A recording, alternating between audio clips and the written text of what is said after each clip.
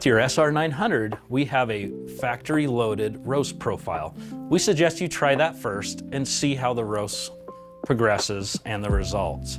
But if you want to see more profiles or adjust your profile, click Roast Profiles. And here we have at the top the factory profile.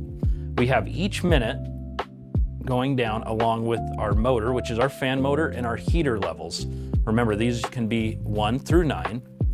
And the last 3 are X'd out. You have to allow time for the cool cycle. So here we have our from 0 to 1 minute setting, all the way down for our factory default. If we make any changes, we can go ahead and make the change. We want to save the profile. We have a pop-up with more information. Save anyways, and we'll go default version 2. And we'll save. But we have not sent it to the roaster just yet. So we want to go ahead and send profile to roaster.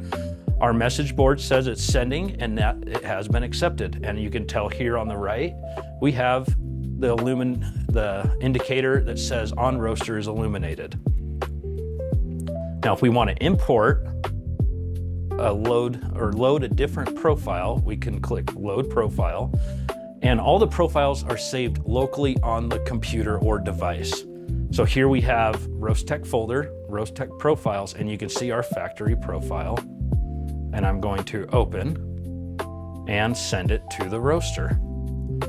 At the end of a roast, we can import the summary. Now, importing a summary of a roast will make the adjustments smoother and make the roast curve smoother. So after you complete a roast, import the summary and run it and send it to the roaster and do a roast. That will help you with a better roast every time.